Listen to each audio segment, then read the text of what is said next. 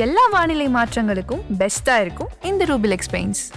காவல்துறை வந்து போஸ்ட்மார்ட்டம் அப்படின்ற ப்ராசஸ் எப்படி ஆரம்பிக்கிறாங்க ஒரு குற்றச்சம்பவத்தில்? சில பேர் ஏதோ ஒரு இதில் தூசி பண்ணிக்குவாங்க இல்லையா, கொளுத்திக்கிட்டாங்கன்னா அப்போ அந்த சுவாசிக்கும் பொழுது என்ன ஆகும்னா அதனுடைய அனல் எல்லாம் உள்ளே போகும்போது இந்த போஸ்ட்மார்ட்டத்தில் அது தெரியும், அந்த நுரையீரலாம் பாதிச்சிருக்கும். ஒரு கொலை பண்ணியிருந்தாரு, கொலை பண்ணதுக்கு அப்புறமா ஒரு ஸ்கின் கிரியேட் பண்ணுன்றதுக்காக ஊற்றி கொளுத்திருந்தாங்கன்னா அதில் எதுவுமே இருக்காது. ஒரு இரும்பு ட்ராக் மாதிரி இருக்கும். ஒரு 50 பாடி இருக்குதுன்னா அதுக்கு மேலே ட்ராக்ல இடம் இல்லைன்னா கீழே தான் போடுவாங்க.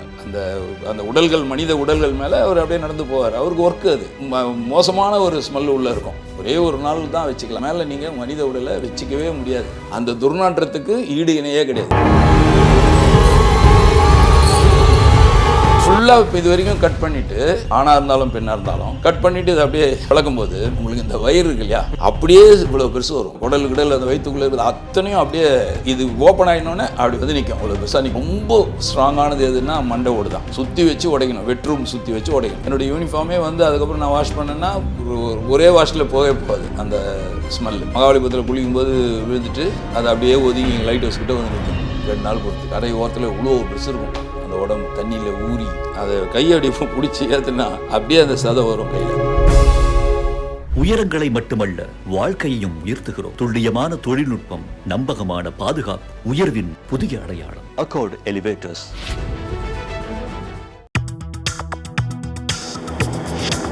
Delivering smiles all around the professional careers. Reach us to reach them. ஆகாயம் நேயர்களுக்கு வணக்கம். சாதாரணமாக ஒருத்தங்க இறந்துட்டாலும் சரி, இல்லைனா ஏதோ ஒரு குற்றச்சம்பவம், ஏதோ ஒரு சீன், அங்கே காவல்துறை அவங்க நடவடிக்கை எடுக்கிறனாலும் சரி, போஸ்ட்மார்ட்டம் அப்படின்றது ரொம்ப முக்கியமான ஒரு விஷயமா இருக்குது. பிரேத பரிசோதனை செய்வாங்க, நம்ம படத்திலலாம் பார்த்துருப்போம். பிரேத பரிசோதனை செஞ்சதுக்கப்புறம் தான் அடுத்த கட்டம் என்ன, அந்த ரிப்போர்ட் அதெல்லாம் வாங்கி ப்ரொசீட் பண்ணுவாங்க. இப்போ இதில் போலீஸ் என்னென்ன மாதிரி ஆக்ஷன்ஸ் எடுப்பாங்க, எப்படி டிட்டர்மைன் பண்ணுவாங்க, பிரேத பரிசோதனை காவல்துறையினுடைய ஆய்வுகளுக்கு எவ்வளோ முக்கியமானதாக இருக்குது அப்படின்றத பற்றி விரிவாக பேச போகிறோம். ஏற்கனவே நம்ம கூட எக்கச்சக்கமான தன்னுடைய காவல்துறை அனுபவங்களை பற்றி பகிர்ந்துகிட்ட கவிஞர் வி.ஏ. ஜோதி அவர்கள் தான் இருக்காங்க. வணக்கம் சார். வணக்கம் கார்த்தி. சரி, இப்போ நம்ம ஏற்கனவே பேசும்போது நிறைய சொல்லியிருக்கீங்க, நீங்கள் உங்களுடைய சொந்த அனுபவங்களையும் சொல்லியிருக்கீங்க. அப்புறம் டிபார்ட்மெண்ட்டில் ஒரு இன்வெஸ்டிகேஷன்னா என்ன, ஒரு புலன் விசாரணை எப்படி போகுன்றதெல்லாம் பகிர்ந்துருக்கீங்க. அதில் ரொம்ப நாளாக நம்ம பேசணும்னு நினச்சிட்டே இருந்தது இந்த விஷயம் போஸ்ட்மார்ட்டம். கேட்கும்போது சிலருக்கு என்ன இதெல்லாம் பற்றி பேசுகிறாங்களே அப்படின்னு கூட தோணலாம். ஆனால் அடிப்படையில் மருத்துவர்களுக்கும் அந்த குடும்பத்தினருக்கும் அதில் சிக்கிக்கிட்டவங்களுக்கும் காவல்துறைக்கும் ரொம்ப முக்கியமான ஒரு விஷயமா போஸ்ட்மார்ட்டம் இருக்குது. ஃபாரன்சிக் அப்படின்னு ப்ரொசீஜர் போயிட்டே இருக்குது. முதல்ல காவல்துறை போஸ்ட்மார்ட்டம் அப்படின்னு ப்ராசஸ் எப்படி ஆரம்பிக்கிறாங்க ஒரு குற்றச்சம்பவத்தில்? சாதாரணமாக ஒருத்தர் இறந்தா ஹாஸ்பிட்டலுக்கு கூட்டு போய், வயசான ஒரு ஹாஸ்பிட்டலுக்கு கூட்டு போகிறாங்க, அங்கே போஸ்ட்மார்ட்டம் பண்ணுறதுக்கும் உங்களுடைய ஒர்க்கில் வர்ற அந்த போஸ்ட்மார்ட்டமுக்கும் என்னென்ன வேறுபாடு இருக்குது சார்? நல்ல ஒரு எப்படி சொல்கிறது, ரொம்ப ஒரு வித்தியாசமான ஒரு அணுகுமுறை. ரெண்டாவது தெரிஞ்சுக்கணும் எல்லாருமே இது தெரியாத ஒரு விஷயம். இப்போ நம்ம சேனலில் நீங்கள் கேட்குற இந்த கொஸ்டின் பப்ளிக்கு தெரியாத ஒரு விஷயம். பப்ளிக் தெரிஞ்சது வரைக்கும் பார்த்தீங்கன்னா பிரேத பரிசோதனை, அந்த பேப்பரில் வரும் நியூஸ் மட்டும்தான். பிரேத பரிசோதனை, போஸ்ட்மார்ட்டம் பண்ணாங்க, போஸ்ட்மார்ட்டம் பண்ணோன்னு பிரச்சனாங்க, போஸ்ட்மார்ட்டம் பண்ண வாங்க மாட்டோன்னு சொன்னாங்க, மறியல் ஹாஸ்பிட்டல் வாசலில் மறியல் பண்ணாங்க, இப்படியெல்லாம் தான் கேள்விப்படுவாங்க. அவ்வளோதான் தெரியும். அதே நேரத்தில் அது என்ன நடக்குது, அந்த போஸ்ட்மார்ட்டம்ன்றது எப்படி பண்ணுறாங்க, அது எதுக்காக பண்ணுறாங்க, அதனால் என்ன நன்மைகள், அந்த ஒரு கேஸுக்கான இன்வெஸ்டிகேஷனில் அது ஒரு பார்ட்டு. ஸோ அதால் என்ன கிடைக்குது, போலீஸுக்கு என்ன தடயங்கள் கிடைக்குது, அது ஏன் பண்ணணும், அது பண்ணுற விதம் எப்படி, அது பண்ணும்போது எப்படியெல்லாம் அதனுடைய இது இருக்கும் அப்படின்றது நிச்சயமாக தெரியறதுக்கு வாய்ப்பே இல்லை. யாருக்கும் தெரியறதுக்கு வாய்ப்பு இல்லை. போலீஸு டாக்டர் தவிர வேறு யாருக்கும் தெரியறதுக்கு வாய்ப்பு கிடையாது. அது அந்த காலத்துலேருந்து இன்றைக்கி வரைக்கும் அப்படி தான் நடந்துட்டுருக்கு. ஏன்னா அங்கே யாரையும் அலோவ் பண்ணுறது இல்லை. இப்போ ஏதாவது ஒரு முக்கியமான கேஸில் வேணால், கேஸில் அதுவும் கோர்ட் பர்மிட் பண்ணால் வீடியோ எடுக்கணும் நாங்கள் அப்படின்னு சொன்னால் அப்போது மீடியாவை அவங்கள அதுவும் அட்வொகேட்டோட அலோவ் பண்ணுறாங்க. அதுவுமே சாதாரணமாக வீடியோ எடுக்கிற நடைமுறை இல்லை. ஆமாம், நிச்சயமாக கிடையாது. ஆனால் போலீஸ் எடுத்துக்குவாங்க. இப்போ வர இம்பார்ட்டண்ட் கேஸ்ன்னு வச்சுக்கோங்களேன், ஒரு பெரிய காம்ப்ளிகேட்டடான ஒரு கேஸுடைய போஸ்ட்மார்ட்டம் அப்படின்னா போலீஸ் வீடியோ எடுத்துக்குவாங்க. ஏன்னா அது நாளைக்கு நமக்கு முடிஞ்ச அந்த போஸ்ட்மார்ட்டம் முடிஞ்சதுக்கப்புறம் அந்த பாடி டிஸ்பியூட் பண்ண போகிறோம். ஸோ அப்போது இப்போ நடந்த விஷயங்கள் கட்டாயம் வீடியோ எடுத்து வச்சுக்குவாங்க.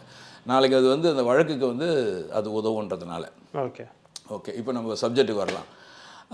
பொதுவாக போஸ்ட்மார்ட்டம்ன்ற அந்த ஒரு இது, அந்த நிகழ்ச்சி இன்னும் தூய தமிழில் சொல்லணும்னா உடல் கூறாய்வு. அந்த உடல் கூறாய்வுன்றது பிரேத பரிசோதனையில் கிடைக்கக்கூடிய தடயங்கள், அந்த வழக்குக்கு அது எந்த வகையில் உதவும் அப்படிங்கிறது தான் அதனுடைய ப்ராசஸ். என்னை பொறுத்தவரை, என்னுடைய அனுபவத்தில் என்னை பொறுத்தவரையிலும் ஒவ்வொரு மனிதனும், அதாவது வந்து எப்படி சொல்கிறது, ஒரு பேராசை பிடிச்சவங்க நாட்டில் நம்ம நிறைய கேரக்டர் இருக்கிறாங்க இல்லையா. ஒரு சின்ன சொத்துக்காக சண்டை போடுறவங்க, அண்ணன் தம்பிக்கிட்டே வந்து வீட்டுக்காக சண்டை போடுறவன், சொத்துக்கு சண்டை போடுறவன், பதவிக்காக சண்டை போடுறவங்க, பணத்துக்காக, பட்டத்துக்காக, ஒரு பெரிய பேருக்காக, ஒரு புகழுக்காக, இப்படியெல்லாம் வந்து ஒரு பேராசைப்படுறவங்க ஒரு மாதிரியான ஒரு சின்ன ஒரு விஷயத்துக்காகவே 10 வருஷம் 20 வருஷம் கோர்ட்டு கலைஞ்சு நிற்பாங்க. இப்படிப்பட்ட மனிதர்களை எல்லாம் வந்து ஒரு பர்மிஷனோட, ஒரு அரசாங்கத்தோட அனுமதியோட ஒரு உடல்கூறு ஆய்வை போய் நிற்க வச்சு பார்க்க வைக்கணும். போஸ்ட்மார்ட்டம் பண்ணுற இடத்த போய் பார்க்கணும். ஏன்னா பப்ளிக் வந்து மார்ஜரிக்கு போய் பார்க்கறதுக்கான வாய்ப்பே கிடையாது. மார்ஜரி வாசலில் தான் எல்லாம் சொந்தக்காரங்களே உள்ளெல்லாம் போக முடியும். ஆமாம், வாசலில் தான் பாடியை போஸ்ட்மார்ட்டம் பண்ணி கொடுக்கும்போது வாங்குறாங்க பாருங்கள், ரிசீவ் பண்ணி, அவ்வளோதான். உள்ளே போய் பார்க்க போகிறதில்ல. அதே மாதிரி பிணவரை உள்ளேயும் போக போகிறதில்ல, போஸ்ட்மார்ட்டம் பண்ணுற அந்த இடத்துக்கும் போக போகிறதில்ல, வெளியில் தான் எல்லாருமே நிற்கணும். அப்போ அது உள்ளே என்ன தான் நடக்குதுன்றது தெரியாது இல்லையா. ஸோ அங்கே உள்ளே நடக்கிறத ஒரு மனிதனும் பார்த்தாங்கன்னு வச்சுக்கோங்களேன், வாழ்க்கையே இவ்வளோதானா அப்படின்ற ஒரு முடிவுக்கு வந்துடுவாங்க. எப்படிப்பட்டவங்களும் இவ்வளோதானா, இதுக்காக நம்ம இவ்வளோ சண்டை போட்டோம், இதுக்காக நம்ம இப்படியெல்லாம் அலைஞ்சோம் திரிஞ்சோம் அப்படின்ற ஒரு எண்ணம் எல்லா மனிதருக்குமே ஏற்படும். ஏன்னா அந்த மாதிரியான ஒரு இடம் அது. 2-3 விஷயங்குது அதில் ஒரு மனிதனுடைய வாழ்க்கை தத்துவம் கூட அதில் இருக்குது. இப்போ உங்களுக்கு வந்து போஸ்ட்மார்ட்டம் பண்ணுறது எதுக்காக அப்படின்றத முதல்ல நம்ம அதை சொல்லிடலாம். இப்போ ஒரு கேஸில் வந்து ஒருத்தர் வந்து தூக்கு போட்டுன்னு தொங்கிட்டாரு அப்படின்ற மாதிரி இருக்கும். அவர் வீட்டில் தூக்கு போட்டுக்கிட்டாரு, இல்லை அவர் ஏதோ ஒரு லாட்ஜில் தூக்கு போட்டுக்கிட்டாரு, அங்கே போட்டுக்கிட்டாருன்னா அவர் வந்து தானாகவே தூக்கு போட்டுக்கிட்டாரா, இல்லை யாராவது அவர் அடித்து பலவந்தப்படுத்திட்டு, இல்லை பலவந்தப்படுத்தி போட வச்சாங்களா, பலவந்தப்படுத்தி போட வச்சாங்களான்றது கூட வந்து போஸ்ட்மார்ட்டத்தில் தெரியாது. ஆக மொத்தம் அவர் தூக்கு போட்டுக்கிட்டாரு, தூக்கில் தொங்கி தான் அவர் உயிர் போச்சுன்னு தான் போஸ்ட்மார்ட்டம் சொல்லும். ஆனால் இவர் தூக்கில் தொங்கினாலும் உயிர் போகல அப்படின்றத சொல்லும். போஸ்ட்மார்ட்டத்துடைய ரிப்போர்ட் என்னென்னா, அடித்து இவரை சாவடிச்சு, இல்லை தலைகாணி வச்சு மூஞ்சில் நசுக்கி, அதுக்கப்புறம் வெறும் பிணத்தை தூக்கி கயிறு தொட்டி தொங்க விட்டுட்டு அவரே பண்ணிட்டாரு அப்படின்னு சித்தரிப்பாங்க. தவறு செய்யணும்னு நினைக்கிறவங்க தப்பிச்சிக்கிறதுக்கு இப்படி பண்ணுவாங்க. ஸோ அது நமக்கு இந்த போஸ்ட்மார்ட்டம் ரிப்போர்ட்டில் தெரிஞ்சிடும். இவர் உண்மையிலேயே தூக்கு போட்டுக்கிட்டாரா, இல்லை இவர் உயிர் போகிறதுக்கு முன்னாடி அதாவது உயிரை இவர் போக்க வச்சு அதுக்கப்புறம் வெறும் உடலை வந்து தொங்க விட்டாங்களா அப்படின்றது தெரியறதுக்கு வாய்ப்பு இருக்குது. அதே மாதிரி வந்து கெரசின் ஊற்றி கொளுத்துருவாங்க, பெட்ரோல் ஊற்றி கொளுத்திடுவாங்க. ஸோ அவங்க தானாக ஊற்றிக்கிட்டு கொளுத்திக்கிட்டாங்களா, இல்லை அவர் இறந்ததுக்கு அப்புறம் தான் அவர் வீட்டில் சும்மான மேலே கெரசனை ஊற்றி கொளுத்துவாங்களா அப்படின்றத செட்டப் மாதிரி பண்ணுறாங்களா அப்படின்னு தெரியும். அது எப்படி தெரியும்னா, உங்களுக்கு அந்த சுவாசிப்பாங்க, பெட்ரோல் ஊற்றின்னு கொளுத்துனதுக்கப்புறம் வந்து அவங்க சுவாசிப்பாங்க இல்லையா, அப்படியும் ஓடுவாங்க. சில பேர் வந்து ஏதோ ஒரு இதில் வந்து சூசைட் பண்ணிக்குவாங்க இல்லையா, ஏதோ ஒரு முடிவு எடுப்பாங்க, டக்குன்னு கெரசின் எடுத்து ஊற்றிக்குவாங்க மேலே, கொளுத்திக்கிட்டாங்கன்னா அப்போ அந்த சுவாசிக்கும் பொழுது என்ன ஆகும்னா அதனுடைய அனல் எல்லாம் உள்ளே போகும்போது இந்த போஸ்ட்மார்ட்டத்தில் வந்து அது தெரியும். அந்த பரிசோதனையில் உள்ளுக்குள்ளே அதெல்லாம் வெந்திருக்கும், அந்த நுரையீரலாம் பாதிச்சிருக்கும். ஸோ இதெல்லாம் தெரியும். ஆனால் இவர் முன்னாடியே அவர் வந்து இறந்துட்டு இருந்தாருன்னு வச்சுக்கோங்க, இவர் கொலை பண்ணியிருந்தார், கொலை பண்ணதுக்கு அப்புறமா வந்து ஒரு ஸ்கின் கிரியேட் பண்ணுன்றதுக்காக ஊற்றி கொளுத்திருந்தாங்கன்னா அதில் எதுவுமே இருக்காது. ஏன்னா அதுக்கப்புறம் இவர் சுவாசிக்கவே மாட்டார் இல்லையா, உடல் மேலே இருக்கிற காயம் தான் இருக்கும், உள்ளுக்குள்ளே காயம் இருக்காது. ஸோ இது வந்து அதில் தான் தெரியும். இந்த மாதிரியான சில விஷயங்கள். அப்போ வந்து அதாவது நல்லா தான் சார் இருந்தார் அப்படின்னு, சார் திடீர்னு மயக்கடிச்சு விட்டார் சார் அப்படின்னு வந்து கம்ப்ளைண்ட் பண்ணி எடுத்துன்னு வந்து கொடுப்பாங்க. இறந்துட்டுருப்பார். சாப்பிட்டார் சார், நல்லா அருமையாக வந்து அவர் இன்றைக்கி சிக்கன் வேணும்னு ஆசையாக கேட்டார், நான் வாங்கி கொடுத்தேன் அப்படின்ற மாதிரிலாம் இருக்குது. நிறைய சீன் அந்த மாதிரிலாம் வந்திருக்கு, நிறைய கேஸ் நம்ம பார்த்துருக்கோம். அதாவது கணவன் மனைவிக்குள்ளே சில நிறைய நெருடலான விஷயங்கள் இருக்கும், அவர் கொலை பண்ணணுன்ற முடிவு பண்ணுவாங்க. அது மாதிரியான விஷயத்தில் வந்து இது மாதிரி இருக்கும். அவர் சிக்கன் பிரியாணி கேட்டாருன்னு செஞ்சு கொடுத்தேன் சார், சாப்பிட்டு 1 மணி நேரம் கூட ஆகலை சார், ஐயோ என்னை விட்டு போயிட்டாரு அப்படின்லாம் அழுது கதறுவாங்க. அப்போ அந்த போஸ்ட்மார்ட்டத்தில் தான் தெரியும் அந்த சிக்கன் பிரியாணியில் வெறும் 65 மட்டும் இல்லை, அது கூட வந்து டிக் 20 இருந்ததுன்றது அதுக்கப்புறம் தான் நமக்கு தெரியும். டிக் 20ன்றது ஒரு மோட்டு பூச்சி மருந்துன்னுவாங்க. நான் அந்த 65 இல்லை, அதுக்கப்புறம் தான் தெரியும்.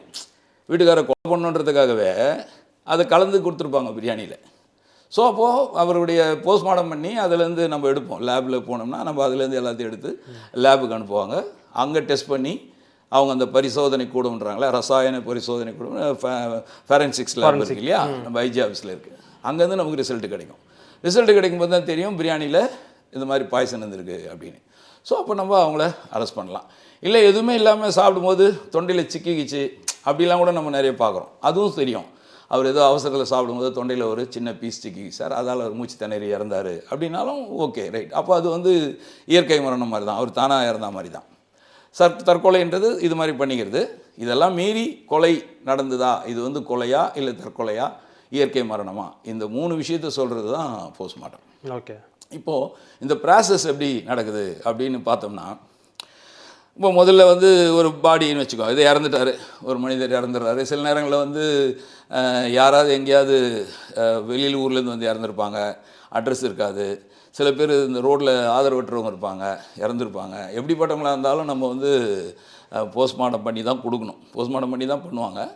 அப்போது யாருமே விலாசம் தெரியாத ஒரு அறிமுகம் இல்லாத ஒரு ஆளாக இருந்தாங்க அப்படின்னு சொன்னால் போலீஸ் தான் போயிட்டு அவங்கள வந்து கொண்டு போய் வைக்கணும். பாடி அங்கே எடுத்து போய் வச்சிடணும், மார்ஜரியில் வச்சிடணும். வச்சுட்டும் போது நம்ம என்ன பண்ணோம், பேப்பரில் பப்ளிஷ் பண்ணுவாங்க. ஒரு வாரம் டைம் இருக்குது, ஒரு வாரம் 10 நாள் டைம் இருக்குது. அது வரைக்கும் யாராவது தேடி பண்ணுறாங்களா, க்ளைம் பண்ணுறாங்களா, அந்த ஃபோட்டோவை போட்டு பண்ணுவோம். யாராவது வந்தாங்கன்னா ஓகே, யாருமே வரலன்னு சொன்னால் நம்ம போலீஸாக தான் அதை அடக்கம் பண்ணி ஆகணும். ஓகே. அப்போ அந்த மாதிரி ஏதாவது ஒரு தெருவில் ஒரு எங்கேயோ இருக்கார், ஒரு ஆதரவற்று இருக்காருன்னு சொன்னாலும் போலீஸ் தான் போய் ஆகணும். இது எவ்வளோ துறை இருக்குது. இப்போ சென்னை மாநகராட்சி கூட வச்சுக்கோங்களேன், குப்பை இருக்குதுன்னு சொன்னால் குப்பையை எடுத்துருவார். இல்லை ஒரு கண்ணுக்குட்டி இறந்துருக்குது, மாடு இறந்துருக்குது, ஒரு டாக் இறந்துருக்குதுன்னு சொன்னால் அவர் வந்து எடுத்துன்னு போவார். ஆனால் மனிதன் இறந்துருக்கிறான்னு சொன்னால் போலீஸை தவிர வேறு யாரை கிட்ட போக முடியாது, போலீஸ் தான் போய் ஆகணும். ஏன்னா அதில் வந்து நிறைய விஷயங்கள் இருக்கும். அது ஒரு வழக்கு பதிவு பண்ணணும், அதனுடைய இன்வெஸ்டிகேஷன், அதனுடைய தொடர்ச்சி, இது எல்லாமே வந்து காவல்துறை தான் பார்க்க வேண்டியிருக்கும். அப்போ போலீஸ் தான் போய்ட்டு அதை எடுக்கணும். அப்போ அந்த மாதிரியான நேரங்கள்லாம் வந்து போலீஸுக்கு கொஞ்சம் சில சங்கடங்கள் இருக்கும். ஏன்னா வந்து இப்போ யாராவது இருக்கிறாங்க, இப்போ உடனே வந்துட்டாங்க, சார் எங்கள் அப்பா தான் சார், எங்கள் மாமா தான் சார், அண்ணன் தான் சார் வந்துட்டாங்கன்னு சொன்னால் நமக்கு ஒன்றும் பிரச்சனை இல்லை. இமீடியட்டாக வந்து ஒரு வண்டி கிண்டி வச்சுக்கிட்டு போகலாம். அவங்களே வண்டி ஏற்பாடு பண்ணிவிடுவாங்க, நம்ம கூட போயிட்டு எல்லாம் போஸ்ட்மார்ட்டம் பண்ணி அவங்ககிட்ட கொடுத்துடலாம். இது மாதிரி இல்லாத யாருமே இல்லாத ஒரு நேரத்தில் அந்த உடலை வந்து நம்ம தான் கொண்டு போகணும். கொண்டு போயிட்டு வைக்கிறோமா, அங்கே வைக்கும்போது என்ன ஆகுன்னா உள்ளே போய்ட்டு வச்சுருவோம். இப்போல்லாம் வந்து நீட்டாக இருக்குது. இப்போ எல்லா ஹாஸ்பிட்டல்லையுமே பார்த்திங்கன்னா ராயப்பேட்டா, ஜிஹெச், கேஎம்சி எல்லா ஹாஸ்பிட்டல்லையுமே மார்ஜரிலாம் வந்து நீட்டாக பண்ணிட்டாங்க. இப்போ டெக்னாலஜிலாம் வளர்ந்துருச்சு. இப்போ அந்த ஏர் கண்டிஷன், அந்த ஏசி இதெல்லாம் வந்து ரொம்ப அதிகப்படுத்திட்டாங்க. இப்போ அந்த ஸ்மெல்லாம் வெளியே போகிறதில்ல, ரொம்ப நீட்டாக இருக்குது. ஒரு பாக்ஸில் 2 பாடி வைக்கிற மாதிரி பண்ணிட்டாங்க. பாக்ஸை இழுத்தா 2 உடல் வைக்கலாம். இப்போ அந்த மாதிரிலாம் வந்துடுச்சு. இப்போ டெக்னாலஜியாக இருக்குது. ஆமாம். ஆனால் அதுவும் இப்போல்லாம் வந்து இஎஸ்ஐ ஹாஸ்பிட்டல், கேகே நகர் இஎஸ்ஐ ஹாஸ்பிட்டல்லாம் பார்த்தீங்கன்னா ரொம்ப அருமையாக பண்ணியிருக்காங்க, ஃபஸ்ட் கிளாஸாக பண்ணியிருக்காங்க. ஒரு மனிதனுடைய கடைசி நேரம்ன்றதுனால அங்கேயாவது அவங்க கொஞ்சம் நிம்மதியாக இருக்கட்டுமேனு கவர்மெண்ட் நினச்சிதான் என்னன்னு தெரியல, ரொம்ப நீட்டாக பண்ணியிருக்காங்க. அங்கெல்லாம் பார்த்தீங்கன்னா ரொம்ப பீஸ்ஃபுல்லான ஒரு இடம் மாதிரியா தோணும். அமைதியான இடமா இருக்கும், ஒரு நல்லா இருக்கும். சரி, எங்கேயா பீஸ் இருக்கட்டும். ஆமாம், வாழ்க்கையில் எவ்வளோ கஷ்டப்பட்டு நொந்து நூலாகி வெயிலையும் மழையிலையும் நினைஞ்சு போனவன் ஏசியில் கூட இருந்திருக்க மாட்டான். ஒரு சிலர் வறுமையில் இருந்திருப்பான்ல, கடைசி நேரத்துலையாவது கொஞ்சம் நல்லா ஏசியில் கூலாக இருக்கட்டுமே அப்படின்ற மாதிரி அது ஒரு நல்ல ஒரு இது தானே, கவர்மெண்ட்டோட ஒரு நல்ல விஷயம் தானே. ஸோ அங்கே வந்து அது மாதிரிலாம் இப்போ வச்சுருக்காங்க. ஆனால் இதுக்கு முன்னாடிலாம் என்னுடைய கேரியரில் பார்த்தீங்கன்னா மிகப்பெரிய ஹால் இருக்கும். அந்த ஹாலில் ட்ராக்குங்க இருக்கும், ஒரு இரும்பு ட்ராக் மாதிரி இருக்கும். நீங்கள் ட்ராக்னால் தெரியல, அந்த ஒரு மாதிரி அடுக்கடுக்காக வைக்கிற மாதிரி இருக்கும். அந்த ட்ராக்கில் ஒரு பாடி போட்டு வச்சுருப்பாங்க. ஓகே. அது வந்து ட்ராக் முடிஞ்சிடும். ஒரு 50 பாடி இருக்குதுன்னா அதுக்கு மேலே ட்ராக்கில் இடம் இல்லைன்னா கீழே தான் போடுவாங்க. அப்போ கீழே போடும்போது பரவலாக இருக்கும் அங்கே பாடிங்க. அப்போ நம்ம எடுத்து போய் ஒரு பாடி நம்ம ஸ்டேஷன்லேருந்து வைக்கிறோன்னா அதுக்கு ஒரு கிரை நம்பர், அதுக்கு என்னென்ன ப்ராசஸ் எல்லாம் போட்டுக்கிட்டு எல்லாம் நம்ம வச்சுட்டு வந்துடுவோம். ஆரம்ப சைன் வாங்கி உள்ளே வச்சுருவோம். நான் ஒரு 1 வீக் பொறுத்து வரேன், 10 days பொறுத்து வரேன்னு நம்ம சொல்லிட்டு வந்துடுவோம். அதுக்குள்ளே யாராவது வந்தால் கொண்டு வரலாம், யாரும் வரலைனாலும் நம்ம தான் போகணும். அப்போ ஒரு டோக்கன் சொல்லி ஒரு கையில் ஒரு டோக்கன் கட்டுவாங்க, ஒரு நம்பர். இப்போ நான் கொண்டு போகிற ஒரு உடலுக்கு வந்து ஒரு டோக்கன் 16ஆம் நம்பர் 17ஆம் நம்பர் அப்படின்னு ஒரு டோக்கன் கட்டுவாங்க.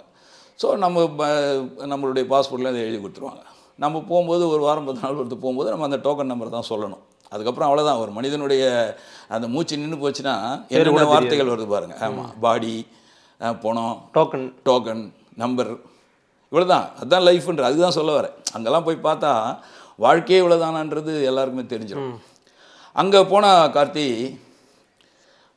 ஒரு உடல் மேலே ஒரு உடல் கிடக்கும். குவியல் தான், குவியல். Yes, super. அப்படியே குவியலாக இருக்கும்.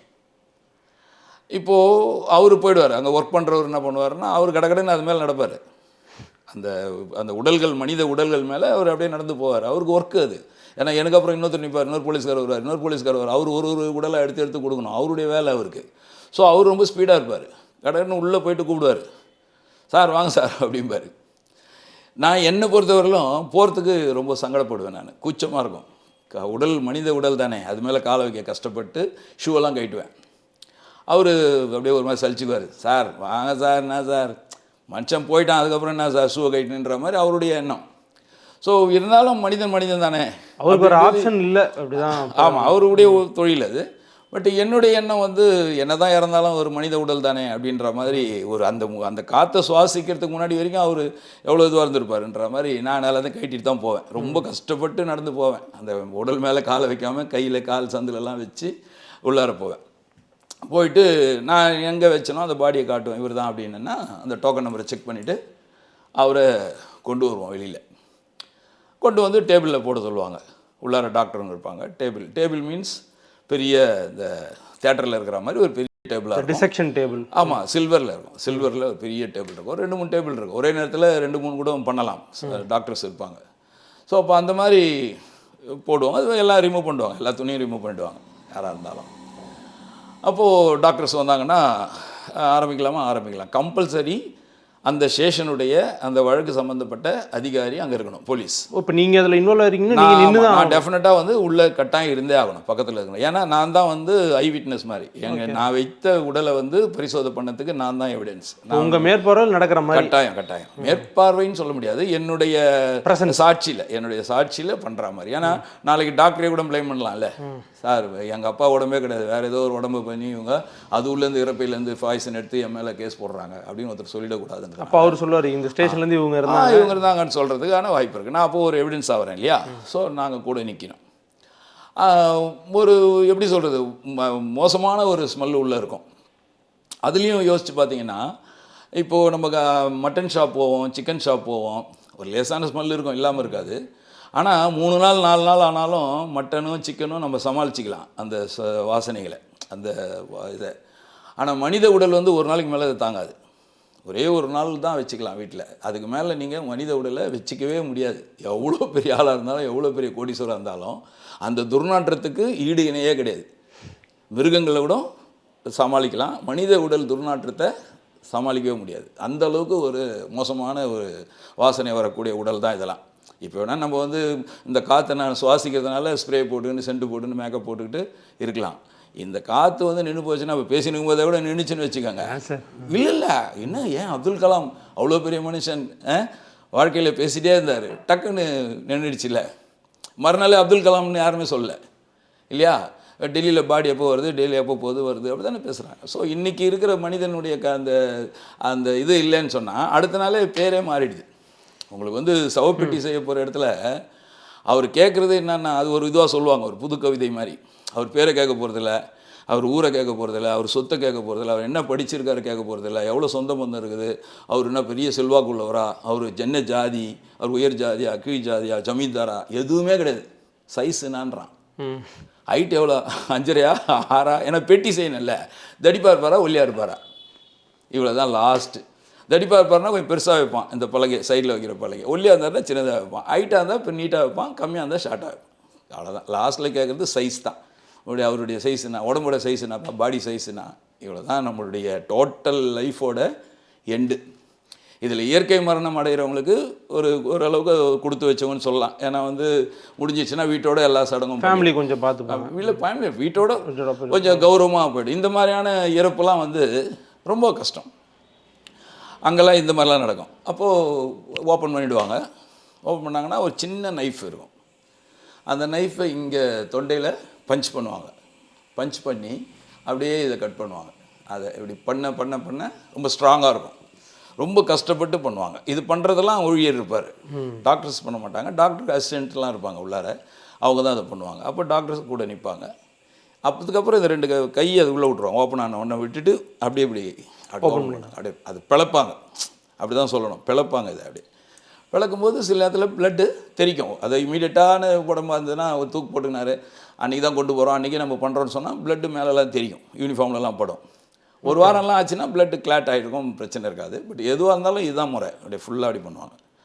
இதை ஃபுல்லாக இது வரைக்கும் கட் பண்ணிவிட்டு, ஆணாக இருந்தாலும் பெண்ணாக இருந்தாலும் கட் பண்ணிவிட்டு இதை அப்படியே பிளக்கும்போது உங்களுக்கு இந்த வயிறு இருக்கு இல்லையா, இந்த வயிறோட அமைப்பு அப்படியே இவ்வளோ பெருசு வரும், மேலே இவ்வளோ பெருசு வரும், புசு புசு புசு புசு புசுன்னு அப்படியே வளைவா குடல் எல்லாமே. ஆமாம், இந்த குடல் கிடல் அந்த வயிற்றுக்குள்ளே இருக்குது அத்தனையும் அப்படியே இது ஓப்பன் ஆகினோடனே அப்படி வந்து நிற்கும், இவ்வளோ பெருசாக நிற்கும், படுத்த படுக்கையில் இவ்வளோ பெருசு நிற்கும்.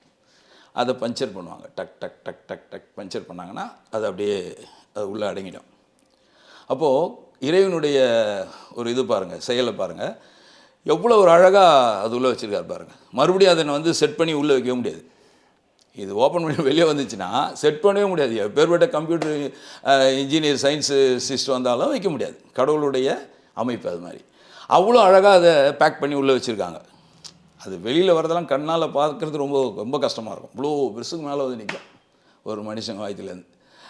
அப்புறம் அதை பஞ்சர் பண்ணி உள்ளே அனுப்பிச்சிட்டு தேவையானது எடுத்துக்குவோம். இறப்பை வேணும்னா இறப்பை, அந்த கேஸோட இது என்னென்ன கேட்குறோமோ அதெல்லாம் எடுத்துருவாங்க. உள்ளே கட் பண்ணி எடுத்துகிட்டு அங்கேயே ஒரு ஜார் இருக்கும், அந்த ஜாரில் கெமிக்கல் இருக்கும், அதில் போட்டுருவாங்க. அடுத்தது வந்து உங்களுக்கு ஹேங்கிங் அப்படின்னா அந்த தொண்டையோட இதெல்லாம் பார்ப்பாங்க. உள்ளார இந்த போன் உடஞ்சிருக்கும், அது உடஞ்சிருக்குதான்றதை பார்த்துருவாங்க. கத்தியில் குத்துனது காயம், கொலை பண்ணது, இந்த மாதிரியான இதிலெல்லாம் வந்து எவ்வளோ ஆழம் இறங்கியிருக்கு, எந்தெந்த இடத்துல பஞ்சர் ஆகிருக்கு, அது உள்ளே போய் எதை பாதிச்சிருக்கு, ஸோ இதெல்லாம் எடுத்துக்குவாங்க. அதெல்லாம் எடுத்து பேக் பண்ணுவோம். சில நேரங்களில் வந்து சார் அவன் ஒரு மென்டலாக தான் சார், அவன் பைத்தியக்காரனாக தான், அவன் மனநிலை சரியில்லாது தான் வந்து இந்த மாதிரி ஒரு காரியத்தை பண்ணிட்டான் அப்படின்ற மாதிரி ஸ்டேட்மெண்ட்லாம் இருந்ததுன்னா, அவருடைய மூளை இறக்கும்போது அவர் உண்மையிலேயே மனநிலை சரியில்லாமல் இருந்தாரா, இல்லை அவர் நல்ல சுயநினைவோடு இருந்தாரா அப்படின்னு பார்க்கணுன்னா மூளையை டெஸ்ட் பண்ணி ஆகணும். ஸோ அப்போ இந்த தலையை வந்து ஓப்பன் பண்ணுவாங்க. அப்போ இந்த தலையை ஓப்பன் பண்ணும்போது இந்த தலைக்கு மேலே இருக்கு இல்லையா முடி, இது வந்து ஒரு தோலில் தான் இருக்குது. அந்த தலையின் மண்டை ஓடுன்றாங்க இல்லையா, அந்த ஓட்டுக்கும் இந்த முடியுடைய தோலுக்கும் சம்மந்தமே இல்லை. இதை அழகாக எடுத்துருவாங்க, அப்படியே டோப்பாக எடுக்கிற மாதிரி அப்படியே பிச்சு எடுத்துருவாங்க, கேப் கட்டுற மாதிரி எடுத்துருவாங்க. நீங்கள் அடிக்கடி கேப் போகிறதுனால டக்குன்னு அது உங்களுக்கு ஞாபகத்துக்கு வருது. அப்படியே பிச்சு எடுத்துருவாங்க. எடுத்தால் உள்ளர அந்த மண்டை ஓடுன்றோம் இல்லையா, நம்ம படத்தில் சினிமாவில் நீங்களாம் பார்ப்பீங்க இல்லையா, அதெல்லாம் அதை வந்து ஓப்பன் பண்ணணும். அது ஓப்பன் பண்ணணும்னு ரொம்ப சாதாரணமான விஷயம் இல்லை. மனித உடல்லையே வந்து ரொம்ப ஸ்ட்ராங்கானது எதுன்னா மண்டை ஓடு தான், மிக மிக ஸ்ட்ராங்கானது. சுற்றி வச்சு உடைக்கணும், வெட்ரூம் சுற்றி வச்சு உடைக்கணும். இந்த இடத்துலையும் இந்த இடத்துலையும் வச்சு தட்டுவாங்க. வெளியில் சில நேரத்தில் போஸ்ட்மார்ட்டம் பண்ணுற இடத்துல வெளியில் இருந்தால் அந்த சவுண்டு கேட்கும், வெளியில் நிற்கிறவங்களுக்கு. அதை தட்டுவாங்க, தட்டி அது ஓப்பன் ஆனவுடனே அறம் வச்சு அரைப்பாங்க, ரம்பம் வச்சு அரைப்பாங்க. அது அறுக்கும்பொழுது கொஞ்சம் சாஃப்ட் ஆகணுன்றதுக்காக அதுக்கு ஒரு ஆயில் இருக்குது, அதையும் விடுவாங்க. ஸோ அது பண்ணி அதை மேலே அந்த அப்படியே அந்த டாப் எடுத்துக்கினாங்கன்னா உள்ளே அப்படியே எப்படி சொல்கிறது, இந்த காலிஃப்ளவர் போல் இருக்கும் மூளை. ஸோ அது எடுத்துக்குவாங்க. இதெல்லாம் வந்து சயின்டிஃபிக் அவங்களுடைய டாக்டர்ஸுடைய ஒர்க்கு. இதெல்லாத்தையும் எடுத்து போட்டுட்டு கெமிக்கலில் போட்டு சீல் வச்சு, ஏன்னா இதை கொண்டு போகிற இடத்துல இடையில் எதுவுமே தப்பு நடந்துடக்கூடாதுன்றதுனால அதுக்கு சீல் வைப்பாங்க. அதுக்கெல்லாம் மூடி சீல் வச்சு அந்த சீலில் வந்து டாக்டருடைய இதெல்லாம் வச்சுட்டு அதை பேக் பண்ணி அந்த பெட்டிக்கும் ஒரு சீல் வச்சு தான் கையில் கொடுப்பாங்க. இதை போலீஸ்காரர் எடுத்து போயிட்டு லேபில் கொடுக்கணும். கொடுத்துட்டு நம்ம வந்து அதை ரிசீவ் பண்ணிட்டு அந்த அவங்க ஒரு சலான் கொடுப்பாங்க, அதை வாங்கிட்டு வந்துட்டு அப்புறம் அவங்க ரிசல்ட்டை அனுப்புவாங்க. ஸோ இதில் இதுதான் அந்த வருது இல்லையா. இப்போது இந்த மாதிரியான இதெல்லாம் வச்சு பார்க்கும்பொழுது அந்த இடத்துல வந்து எனக்கு தோணுனதுன்னு இல்லை, எல்லாருக்கும் தோணும். பட்டு ஒரு நமக்கு வந்து ரொம்ப இதில் கொஞ்சம் இதுவாக இருக்கிறதுனால நமக்கு தோணும். அங்கே வந்து பார்த்திங்கன்னா எதுவுமே கிடையாது. தான் இப்போ நான் சொன்ன மாதிரி தான், அங்கே உயர்ந்தவன் தாழ்ந்தவன், பணக்காரன் ஏழை, உயர் ஜாதி கீழ் ஜாதி, படித்தவன் படிக்காதவன், ஒரு பாமரன், அவர் ஜமீன்தார், ஒரு ஏழை, அவர் வந்து பெரிய மிராஸ்தார், அவர் வந்து பட்டம் படித்தவர், அவர் வந்து பதவியில் இருந்தவர், எதுவுமே கிடையாது. அங்கே அதை ஒருத்தர் மேலே ஒருத்தர் இருப்பாங்க இல்லையா. பெரிய உயர் ஜாதிக்கார் மேலே தாழ்ந்த ஜாதிக்கார் இருப்பார், பெரிய பணக்காரன் மேலே ஏழை இருப்பார். அங்கே வந்து எதுவுமே அங்கே கிடையாது. சென்ட்டு கிண்டு போடுறது, நம்மளுடைய எந்த விதமான ஆடம்பரமும் அங்கே கிடையாது. எல்லாரும் சமம், சமரசம் உலாவும் இடமே அப்படின்னு அன்றைக்கி பாட்டு எழுதினாங்க இல்லைங்களா. அந்த மாதிரி அந்த சமரசம் அவர் வந்து சுடுகாட்டை வச்சு தான் எழுதினார். சமரசம் உலாவும் இடமே, இங்கே வந்து ஜாதியில் மேலோர் என்றும் கீழோர் என்றும் தாழ்ந்தவர் யாரும் கிடையாது, இங்கே எல்லோரும் ஒரே சரி சமந்தான் அப்படின்ட்டு. கிட்டத்தட்ட இப்போ மார்ஜரிவுலேயும் அதே தான், எல்லோரும் சரி சமந்தான். அங்கே வந்து எந்த விதமான இதுவும் கிடையாது. இப்போ கூட வந்து நவீனப்படுத்திட்டாங்க, இப்போ வந்து எல்லாமே நவீனப்படுத்திட்டாங்கன்னு நான் சொல்கிறேன் இல்லையா. நவீனப்படுத்தினாலும் அந்த தத்துவம் இன்னும் மாறலை. ஏன்னா அங்கேயும் பார்த்தீங்கன்னா ஒரு பாக்ஸில் 2 பேர் இருக்கான், 2 உடல் இருக்கும். அந்த 2 உடலை வந்து பாகுபாடு பார்த்து போடுறது கிடையாது. எப்பா இவர் வந்து ரொம்ப பெரிய ஆள்ப்பா, இவர் இந்த பாக்ஸில் போடு, இவர் பெரிய ஆள், அதனால் 2 பேரும் ஒன்றா போடு, இவங்க 2 பேரும் சின்ன ஆள், அப்படிலாம் இல்லை. இடம் இருக்கிற பொறுத்து. ஆமாம், என் நம்பர் கிரை நம்பர் பொறுத்து தான். அந்த நம்பர் வந்து டோக்கன் நம்பர் 16 வந்தால் 16 17 அடுத்தது 17 வந்தாருன்னா 16 17 ஒன்றா தான் இருந்தாகணும். அப்புறம் 18 19 ஒன்றா இருக்கணும். ஸோ அங்கேயும் வந்து நவீனப்படுத்தினாலும் அந்த தத்துவம் மாறாமல் தான் இருக்குது. வாழ்க்கையுடைய தத்துவம் மாறல. அங்கே வந்து மனுஷனுடைய இது வந்து ஒரே இதுதான். அங்கே வந்து எல்லாரும் சமம் அப்படின்ற மாதிரி தான் அந்த இது இருக்குது. இது வந்து இந்த போஸ்ட்மார்ட்டத்தில் இவ்வளோ பண்ணுற விஷயத்தில் தான் இவ்வளோ இன்வெஸ்டிகேஷன் நமக்கு கிடைக்குது இல்லைங்களா. இதை வச்சு தான் நம்ம வந்து வழக்கை மூவ் பண்ணுவோம். அதுக்கப்புறம் ஏன்னா நம்ம அதுக்கப்புறம் டிஸ்ட்ரிபியூட் பண்ணிவிடுவோம். ஸோ அதுலேருந்து தான் நம்ம பண்ண முடியும். அந்த உறுப்புகள் வந்து திரும்ப அந்த சம்மந்தப்பட்ட குடும்பத்தினர்கிட்ட கொடுக்கப்படுமா இல்லை? இல்லை இல்லை இல்லை, அதை வந்து இந்த உறுப்பெல்லாம் எடுத்துகிட்டு பக்காவாக பேக் பண்ணுவாங்க. எல்லாத்தையும் வந்து தச்சு தையல் போட்டு உங்களுக்கு எல்லாம் வாஷ் பண்ணுவாங்க. உள்ளெல்லாம் வாஷ் பண்ணி அதுக்கு தான் துணியை கேட்பாங்க. அதுக்கே ஒரு கணக்கு இருக்குது. 8 மீட்டர் துணி வாங்கிடுவாங்கன்னுவாங்க, ஒரு சோப்பு வாங்கி கொடுங்க, ஒரு இது வாங்கி கொடுங்க, சென்ட் வாங்கி கொடுங்க, அது வாங்கி கொடுங்கன்னு சொல்லி அவங்க உள்ளக்கிற ஊழியருங்க சொல்லுவாங்க. அது இங்கே சம்மந்தப்பட்டவங்க வாங்கி கொடுத்துருவாங்க. வாங்கி கொடுத்தாங்கன்னா அது ஃபுல்லாக பேக் பண்ணுவாங்க. தலையும் பேக் பண்ணியிருப்பாங்க. உங்களுக்கு எதுக்காக போஸ்ட்மார்ட்டம் பண்ண பாடி மேலே விடாதீங்க, நசுக்காதீங்க, மேலே விடாதீங்க, தூக்குற வரைக்கும் கூட பார்த்தா சீக்கிரங்க போஸ்ட்மார்ட்டம் பண்ண பாடிப்பா, ரொம்ப நேரம் தாங்காதுப்பா, சீக்கிரம் எடுக்கணும்பா, இந்த வார்த்தையெல்லாம் இந்த டைலாக்லாம் எதுக்காகனா இந்த மாதிரியான விஷயத்துக்கு தான். இதெல்லாம் வந்து அப்படியே சும்மா லுக்காக தச்சு அழகாக சுற்றி கொடுத்துருப்பாங்க. அப்போ என்ன ஆகுனா உங்களுக்கு மேலே பட்டுதுன்னா அது ப்ரெஸ் பண்ணால் உள்ளுக்கிறது எல்லாம் சம்திங் வெளியில் வந்துடலாம். ஆர்கன்ஸ் இல்லாதனால சப்போர்ட் இருக்காது, எதுவுமே இருக்காது இல்லையா, சப்போர்ட்டே இல்லை இருக்காது, எல்லாம் அது அக்கா எடுத்துருப்பாங்க இல்லையா. ஸோ அதுக்கு தான் அதை ஒன்று சொல்கிறது. குளிப்பாட்டவும் மாட்டாங்க, அந்த பாடியை வந்து குளிப்பாட்ட மாட்டாங்க. ஸோ இதில் இன்னொரு விஷயம் என்னென்னா, இந்த மாதிரியான இந்த உடலை எடுத்துன்னு போகிறதுல அந்த இடத்துக்கு வரும்போது சில நேரத்தில் வந்து ஃபாரினில் இருப்பார், அவங்க அம்மா இங்கே இறந்துருப்பாங்க, அவங்களுக்கு ஏதாவது நிறைய இன்சூரன்ஸ் இருக்கும், நிறைய சொத்து இருக்கும், நிறைய விஷயங்கள் இருக்கும். ஸோ அதனால் வந்து காம்ப்ளிகேட்டடு வேணாம், அண்ணன் தம்பிக்குள்ளே சண்டை வேணாம், பிரச்சனைங்க வேணாம்னா போஸ்ட்மார்ட்டம் பண்ணிடலாம். எதுக்கு ஒரு டவுட்டு, நாளைக்கு நீ கிளைம் பண்ணுவேன், நான் கிளைம் பண்ணுவேன், எதுக்கு பிரச்சனைன்னு சொல்லி சில பேர் வாலண்டியராக போஸ்ட்மார்ட்டம் பண்ணுறவங்களா இருக்காங்க. ஹாஸ்பிட்டலில் இறங்குற பாடி நீங்கள் வீட்டுக்கு கொண்டு போகிறீங்களா அப்படின்னா, இல்லை சார் நீங்கள் போஸ்ட்மார்ட்டம் பண்ணியே கொடுத்துருங்க அப்படின்னு சொல்கிறவங்களாம் கூட இருக்காங்க. ஸோ அந்த மாதிரி நேரங்களில் வந்தாங்கன்னா அடையாளம் ஐடென்டி பண்ணணும். அப்போது காரை விட்டு கூட சில பேர் இறங்க மாட்டாங்க. சில பேரெல்லாம் கையை மூக்கில் கர்ச்சி வச்சுக்குவாங்க. ரொம்ப தூரமாக இருந்து அப்படியே yes this is my mother, this is my father அப்படிம்பாங்க. சொல்லிட்டு உடனே போயிடுவாங்க. ஏன்னா அந்த இடம் நிற்க முடியாது. ஆனால் அந்த போஸ்ட்மார்ட்டம் முடிகிற அந்த 1 மணி நேரம் 2 மணி நேரம் போலீஸ்கார் அங்கே தான் நிற்பார். அவர் யூனிஃபார்மே வந்து என்னுடைய யூனிஃபார்மே வந்து அதுக்கப்புறம் நான் வாஷ் பண்ணேன்னா ஒரே வாஷில் போகாது. அந்த ஸ்மெல்லு 2 வாஷ் 3 வாஷ் பண்ணால் தான் போகும். நான் கட்டாயம் அங்கே தான் நின்று ஆகணும் இல்லையா. டாக்டர்ஸும் அங்கே தான் இருந்தாகணும். சில டாக்டர்ஸ்லாம் வந்து டைமிங் சாப்பிட்ற டாக்டர்ஸ்லாங்கிறாங்க. அவங்களுக்கு வந்து இந்த சுகர் அது இதுலாம் வந்ததுன்னா அதில் ஒரு மேடம் வந்து டிஃபன் பாஸே அங்கே திறந்துவாங்க டைமிங்கில், வேறு வழி இல்லை. ஆமாம், அதை பற்றி கவலைப்படுவாங்க. நானே மேடம் உள்ளே உட்காந்து சாப்பிட்டு வரலாமே, நோ இங்கே நடந்துகிட்ருக்குது, அப்புறம் நான் எப்படி உள்ளே போகிறதுன்னு சொல்லி அழகாக ஸ்பூன் வச்சு சாப்பிட்டுட்டு அதை இதை எடுன்னு சொல்லி இன்ஸ்ட்ரக்ஷன் கொடுப்பாங்க. அப்போது கடமைக்காக சொல்கிறேன், அந்த கடமையை செய்யணும்னு நினைக்கும்பொழுது அவ்வளோ சின்சியரான டாக்டர்ஸுங்களும் இருக்காங்க. நம்ம வந்து இப்போ என்னை பொறுத்தவரைலாம் இந்த மாதிரியான டியூட்டிலாம் வருதுன்னா கார்த்தி, இது ஒரு போலீஸில் ஒரு மாதிரியான டியூட்டி, இது சங்கடமான டியூட்டின்னு வச்சுக்கோங்களேன். இது போகிறதுக்கு எல்லாமே வந்து கொஞ்சம் கஷ்டப்படுவாங்க.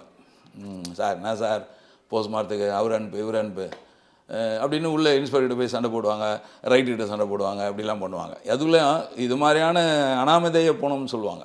அந்த மாதிரி ஆதரவற்றவர் ஒருத்தர் கீழே விழுந்து கிடக்கிறாருன்னா அந்த மாதிரியான உடலை கொண்டு போகிறதுக்கு ரொம்ப கஷ்டப்படுவாங்க. ஏன்னா அதில் கொஞ்சம் சின்ன சின்ன செலவுகள்லாம் வேறு இருக்குது. இப்போ வந்து எல்லாம் ஃப்ரீ பண்ணிட்டாங்க.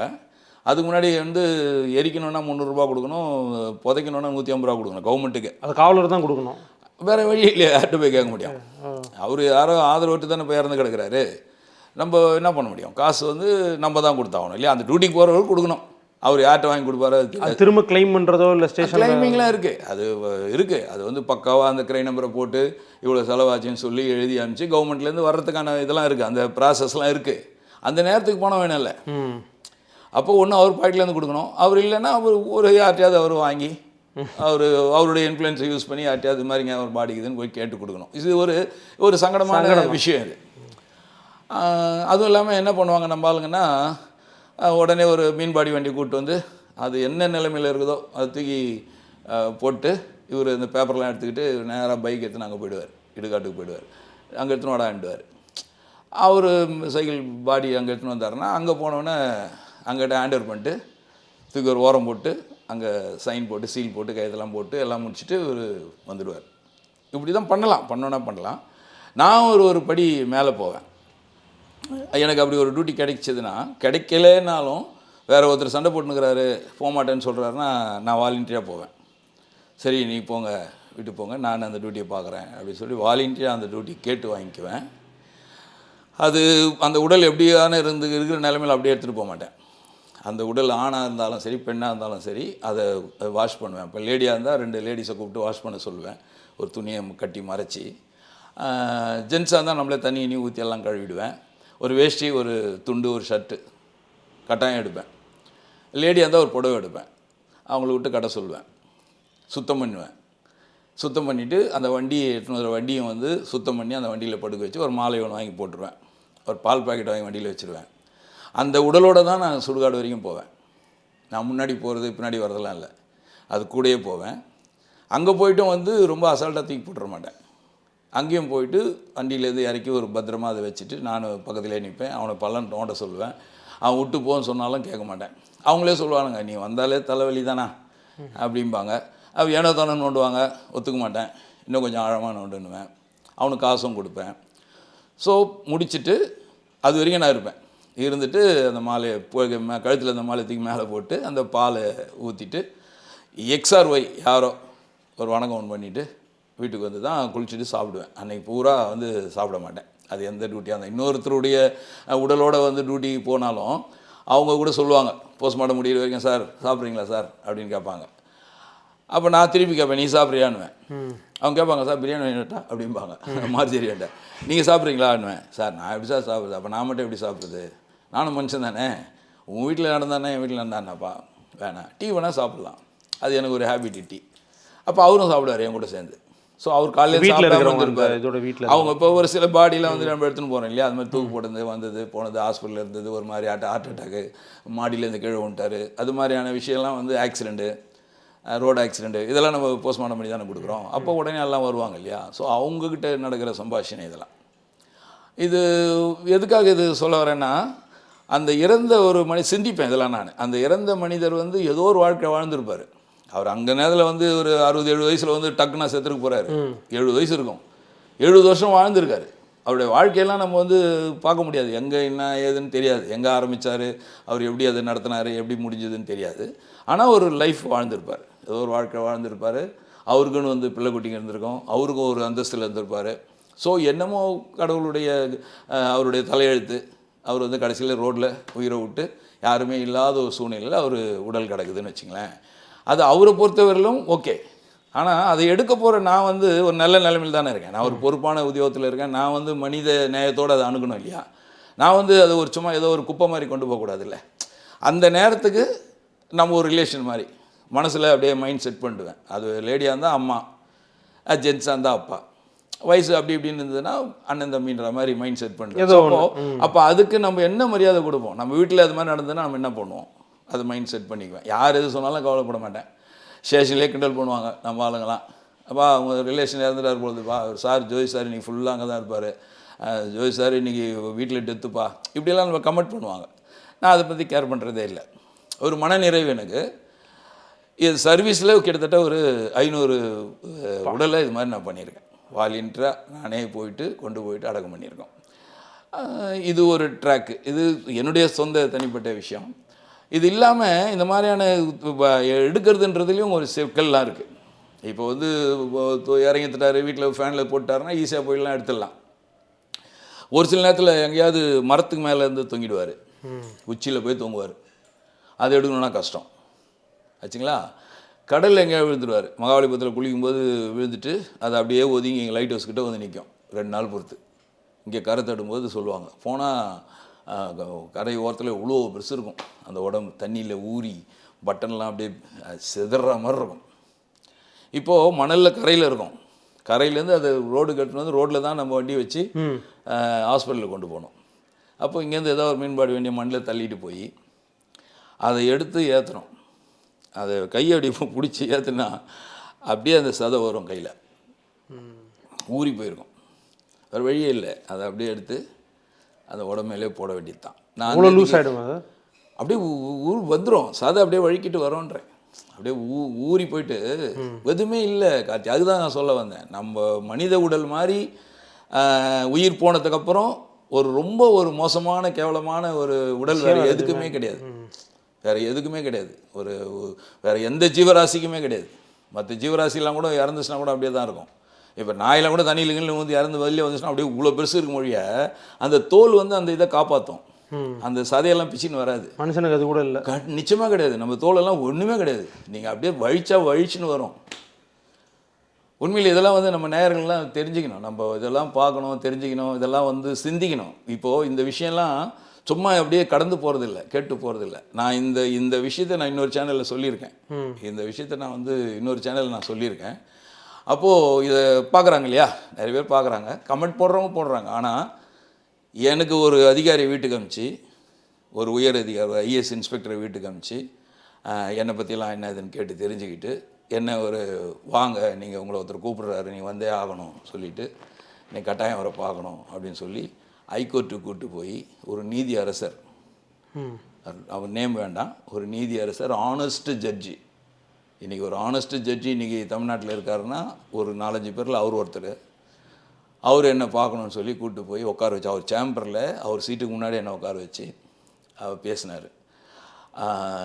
நீங்கள் சொன்ன அந்த விஷயம் வந்து என்னை ரொம்ப பாதிச்சுது. அன்றைக்கி இரவு என்னால் தூங்கவே முடியல. நான் 1 முறைக்கு 2 முறை கேட்டேன். அப்போ தான் லைஃப், ஒரு மனுஷனுடைய லைஃப் என்னன்றதை நான் அன்றைக்கி தான் உணர்ந்தேன். அவர் அது ஓப்பனாக சொன்னார். சொல்கிறதுல நான் இதில் வந்து அது வெக்கப்படலை. ஆனால் நான் எனக்கு உணர்த்துனீங்க அந்த உங்களுடைய அந்த சொன்ன விதமும், நீங்கள் நடந்த அந்த அப்படிலாம் கூட போஸ்ட்மார்ட்டம் இருக்குதா அப்படின்றத நான் தெரிஞ்சுக்கிட்டேன். நான் இனிமேல் கட்டாயம் போய் ஒரு போஸ்ட்மார்ட்டத்தை நேராக பார்க்க போகிறேன் அப்படின்னு ஒரு நீதியார், ஒரு ஜட்ஜி சொல்லி ஒரு பாராட்டி எனக்கு ஒரு பாரதியார் புக்கெல்லாம் கொடுத்து என்கிட்ட ஃபோட்டோலாம் எடுத்துக்கிட்டாருன்னு வச்சுங்களேன். ஸோ இது எதுக்கு சொல்ல வரேன்னா, அப்போது இதை வந்து கடந்து போயிடக்கூடாது. எல்லா விஷயத்தையும் கேட்குற மாதிரி இந்த விஷயத்தையும் கேட்டுற ஒரு கேஸை பிடிச்சோம் போனோம் வந்து இன்ட்ரெஸ்டிங்காக இருக்கும், ஒரு சினிமா ஸ்டோரி கேட்குற மாதிரி இருக்கும். பட் இது வந்து அப்படி இல்லை. லைஃபோட தத்துவத்தை நம்ம சொல்லியிருக்கோம். வாழ்க்கையோட இதான், ஒரு மனிதனுடைய எண்டு இப்படி தான் அப்படின்றத நம்ம இதில் ஊர்ஜிதப்படுத்துகிறோம். அதுக்கு சாட்சியே நான் தான். கிட்டத்தட்ட இவ்வளோ விஷயத்தெல்லாம் வந்து நம்ம சும்மா ஏனோ தானே கற்பனையை சொல்கிறதில்ல. இவ்வளவும் இன்றைக்கும் நடந்துட்டு இருக்குது.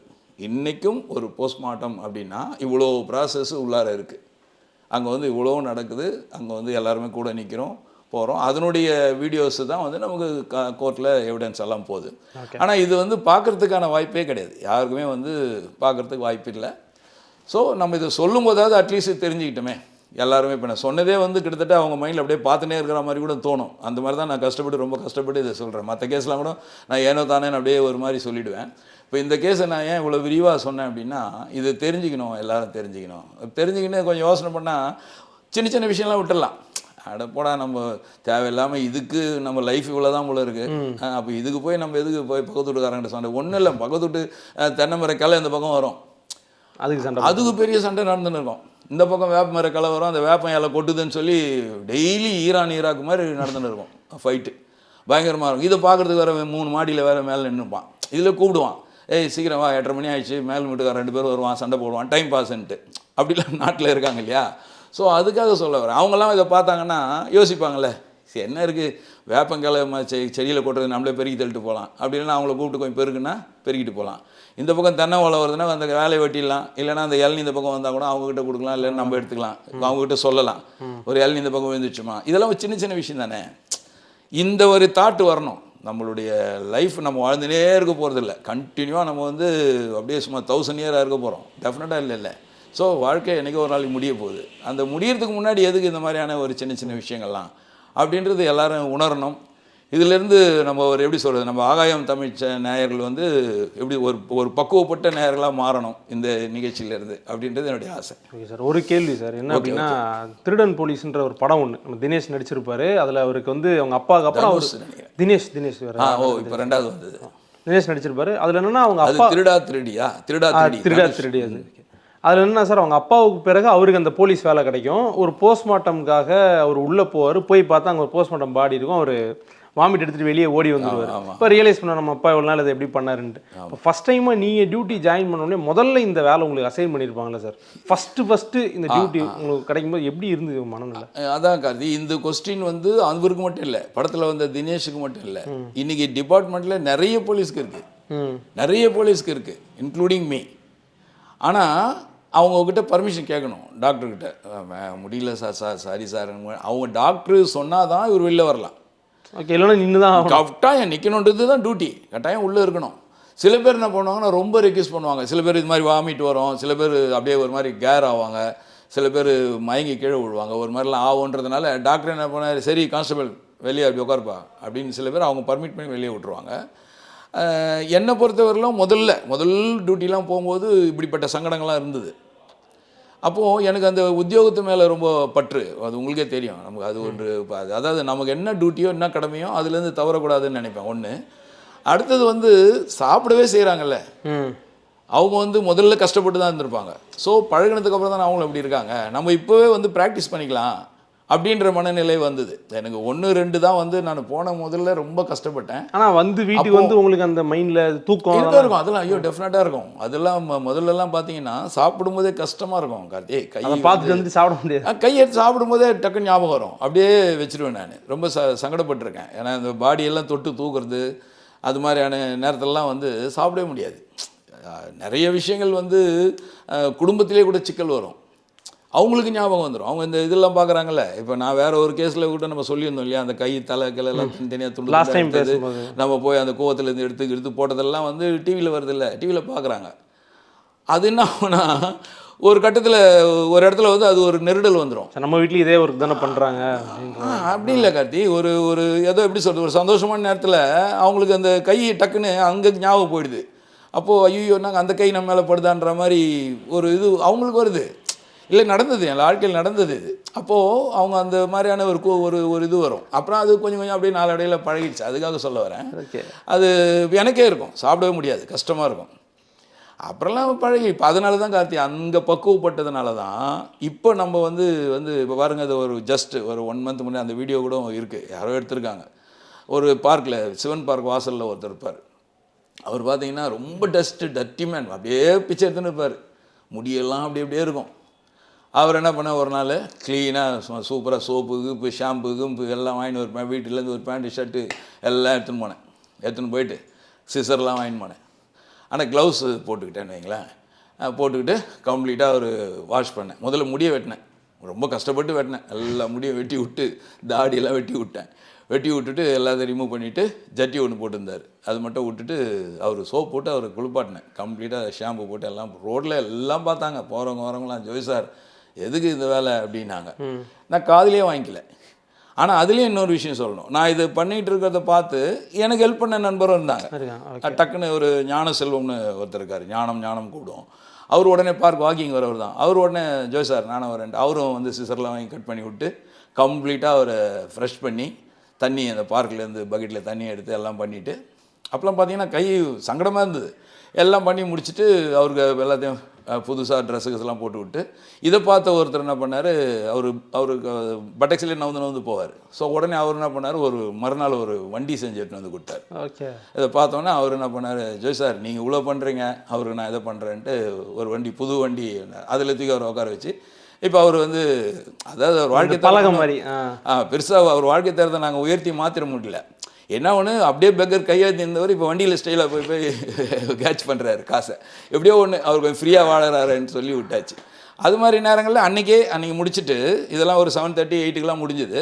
8:30 டிஃபனு ஹோட்டலில் ஒருத்தர் பர்த்டேன்னு பார்ட்டி கொடுத்தாங்க, பக்காவாக போய் கையை வச்சு நல்லா சாப்பிட்டோம். இப்போ அந்த அளவுக்கு வந்துட்டேன், அதுக்கு சொல்ல வரேன். அப்போல்லாம் வந்து கஷ்டமாக இருந்தது, சங்கடமாக இருந்தது. இப்போ பக்குவப்பட்டோம் வாழ்க்கையில். அதுக்கு தான் அந்த முதல்ல எடுத்தோன்னே அந்த டாப்பிக்கை சொன்னேன். ஒவ்வொருத்தரும் போய் ஒரு போஸ்ட்மார்ட்டத்தை பார்த்தாங்கன்னா லைஃப்பில் பக்குவப்பட்டுருவாங்க. இவ்வளோ தான் நம்ம லைஃப் அப்படின்னு ஒரு முடிவுக்கு வந்துடுவாங்க. அப்படியும் மீறி இல்லை பார்த்துக்கலாம் அப்படின்னு நினைக்கிறவங்கள நம்ம எதுவும் பண்ண முடியாது. ஓகே, ஆரம்பத்தில் நம்ம ஆடியன்ஸ்க்கே தோணிருக்கோம், இந்த வடிவேல் கேட்குற மாதிரி நாங்கள் ஏன் நடு சாமத்தில் அங்கே போகணுன்ற மாதிரி இதை நாங்கள் ஏன் தெரிஞ்சுக்கணும் அப்படின்னு அவங்க யோசிச்சிருப்பாங்க. ஆனால் நீங்கள் உங்கள் ஸ்டைலில் அதை வந்து எப்படி நடக்கும், என்ன நீங்கள் எப்படி பார்க்குறீங்க அதெல்லாம் முதல்ல அப்படி நினச்சிருப்பாங்க. இது வடிவேல் கேட்ட மாதிரி நடுராத்திரியில் பண்ணி நான் எங்கடா போனோம், இதை போஸ்ட் பண்ண தெரிஞ்சு நான் என்ன பண்ண போகிறேன் தெரிஞ்சிருப்பாங்க. ஆனால் முடிக்கும் போது ஆஹா நம்ம இந்த விஷயத்தை கேட்காம விட்டுருந்தோம்னா பெருசாக நம்ம ஒரு விஷயத்தை மிஸ் பண்ணியிருப்போம் அப்படின்ற நிலைமைக்கு மனநிலைக்கு இப்போ வந்திருப்போம் இல்லையா? அப்படிதான் நேயர்களே, நன்றி, வணக்கம். நன்றி சார்.